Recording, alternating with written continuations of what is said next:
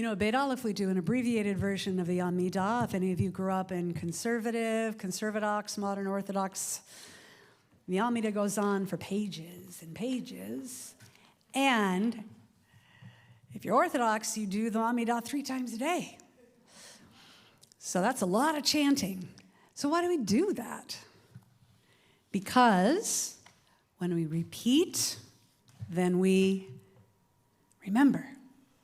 When we repeat, then we remember. You know, it kind of reminds me, it's like, why do we come to Shabbat? Because we have to remember. High Holy Days, we do the Chet every single year because we've forgotten, and then we have to remember. So that's why chant is so powerful, and that's why you find it in so many different spiritual practices. So I'm going to do a brief talk on the Parsha tonight, Toldot, which means generations, offspring. Now this portion talks about the Toldot, the generations of Isaac, starting with Isaac's 2 sons, Jacob and Esau. These are the generations of Isaac, the son of Abraham. Abraham fathered Isaac because we need to somehow remember that. And it mentions that Isaac took to wife Rebekah. I love it's like Shakespeare in English. We have to say it differently. Took to wife Rebekah. Now, 20 years later, the couple was still childless. Isn't this deja vu? Isn't that another generation, right? Sarah was barren. She was childless, which is why Ishmael was born, the older one. And then Isaac was born. So there's an interesting thread there, right? Infertility, then fertility, barren, that's a word that was often used. They're barren, but then they're full of life. So that's maybe when we cycle around next year, we'll talk about that. Rebekah became pregnant with twins, Jacob and Esau, difficult pregnancy. The children struggled within her. When she inquired to God as the meaning of this, she was told, 2 nations are in your womb. Now, this is Jacob and Esau. This is not Isaac and Ishmael, right? 2 nations are in your womb. 2 people shall diverge from your belly. 1 nation will struggle against the other, and the elder shall serve the younger.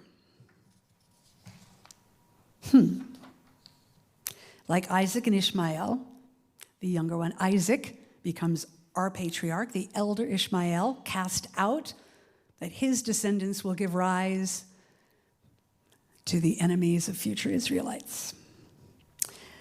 The Torah has shared stories of infighting between siblings, either immediate siblings or proximity, delayed and distance, as with Isaac and Ishmael. And it's continued through generations.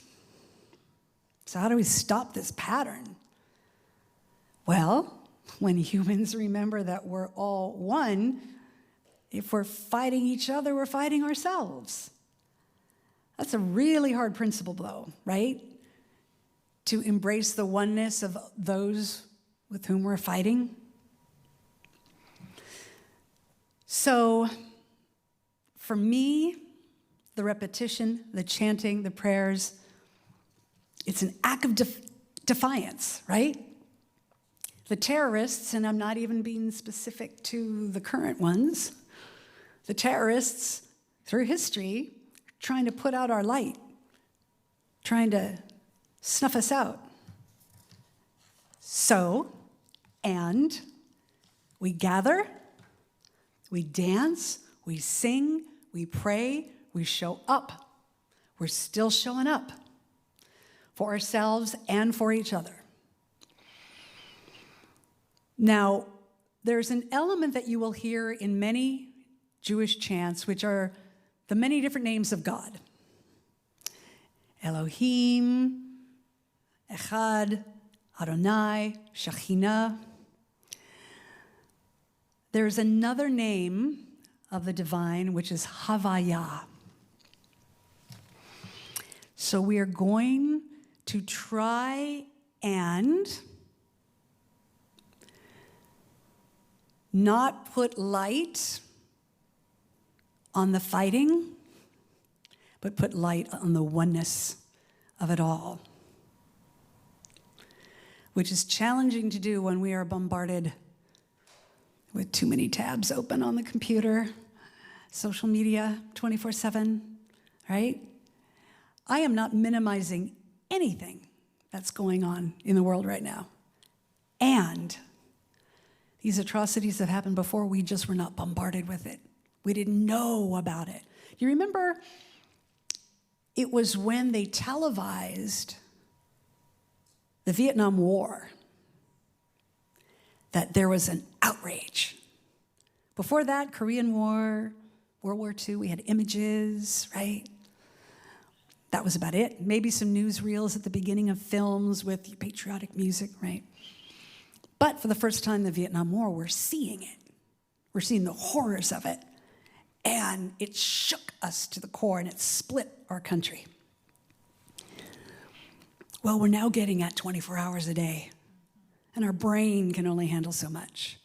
So as I mentioned in the last time we met up together, there is no shame in taking a break. There is no shame in refueling your being, because you can't do anything if your well is empty. Because then they win. The terrorists, now in the past, they win. And that's just not an option. So we show up and we chant and we affirm with defiance that the light will not go out. So Havaya.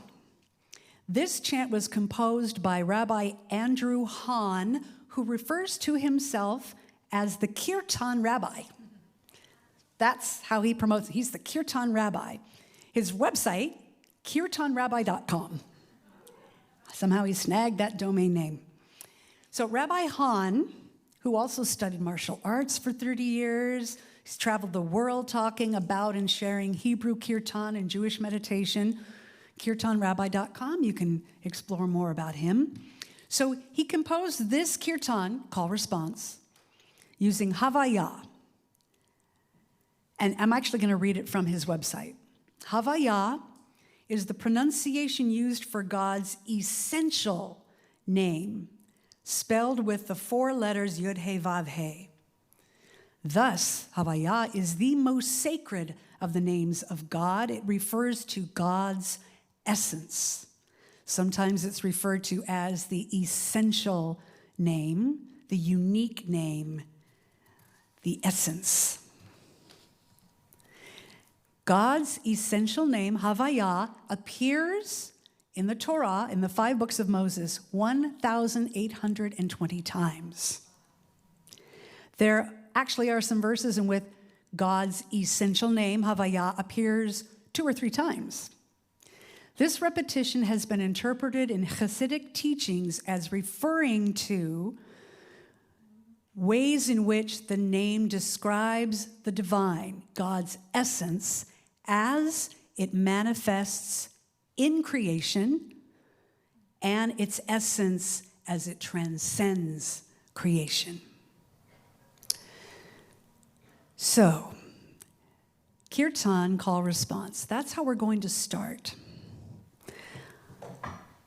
It's 2 parts. Havaya, this is not in your book, but you'll catch on. Havaya, Eyeh, Asher, Eyeh. Havaya, the essence, and then I am that I am. I am that. I am that essence. The second part actually comes from the second part of the Shema that we chant. Baruch Shem Kavod, Baruch Shem Kavod, Baruch Shem Kavod, Machuto le'olam va'ed. Blessed is the name, the splendor of its presence, its essence shines eternally. So we're going to chant through this several times.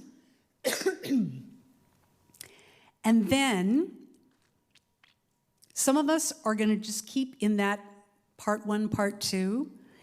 And the other half of the room is going to lay back so that we are chanting part 1 and part 2, and then part 2 and part 1. It'll happen organically. Don't overthink it.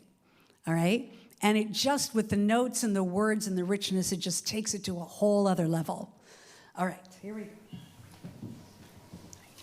And if you ever listen to a recording of this, and several of us, we picked this up, there's an